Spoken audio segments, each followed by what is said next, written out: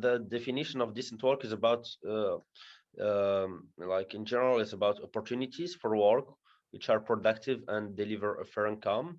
It's about also security in the workplace, and also we can include what we call social protection for families. Also, it could be about social integration, better prospects for personal development, freedom to express the concerns, and so on. So it's a whole thing. But for Tunisia, I think most of it is about productivity and hope and dignity. That's the three most important things. But also, we have cases where we have children. If we can talk about children that are forced to work. In some cases, we can find this in Tunisia, unfortunately. A decent job needs to bring you hope and dignity. Also, the fact that if you earn a fair income, you can achieve your let's say your goals, whether professional or personal. And for me, the fact that you can develop yourself and learn skills on a continuous way to always improve yourself is very important. And really hard to find a decent job in the informal sector due to a lot of reasons, because nothing is let's say structured, nothing is certain, there is no vision. You sometimes you can even work without without having a contract. You don't have good working conditions, and what only matters is the income. So it's about only the cash, and that's why most of the informal economy, let's say, is very important and very present in our economy nowadays. So to find the good condition in this sector is difficult. Even in the formal areas of work, sometimes the conditions of decent work cannot be found, because some employers are just trying to use the employees, and they are manipulating them. Sometimes you are obliged, as you said, to sign contracts which contain really hard conditions to accept, and youth are obliged to work in order to gain money, in order to establish an independent life from their family.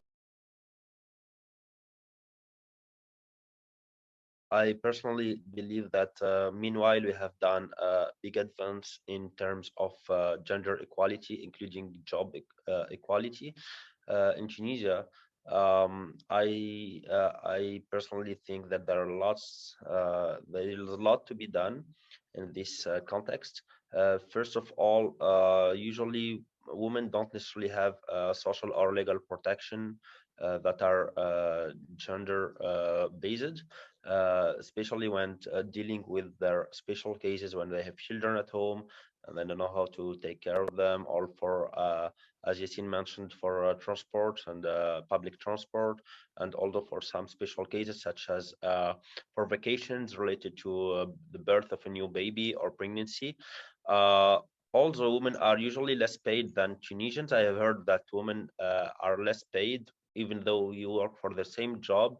I'm not sure about it, but I think I heard about it often.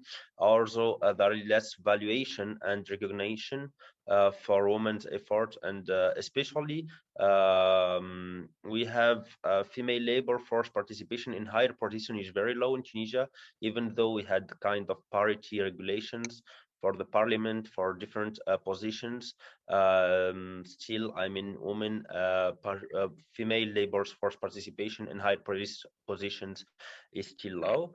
Also, women are much more exposed to physical vulnerabilities such as harassment, aggressions at work. The pandemic affected, let's say, deeply Tunisia on several points, and you feel that people lost hope, I will say, and they are really struggling to find a living, and there is no future. Actually, there is no vision. They don't see the end of the tunnel. The most challenging issue is the fact that most of the people here in Tunisia, they have many of them have lost their job, okay, and with no insurance, with no social protection, and they can't do anything to actually get anything back or even get back their jobs. Unfortunately, they have a feeling that they lost them forever, and they are very pessimistic about it. Thus, it is the most important thing. And so also there is a lack of COVID-19 protection in most works. We all also need to understand that we cannot wait for others to do the work for us, right? So if we don't do it, no one will, honestly. And we cannot always also wait for a certain budget to come in order to make something happen.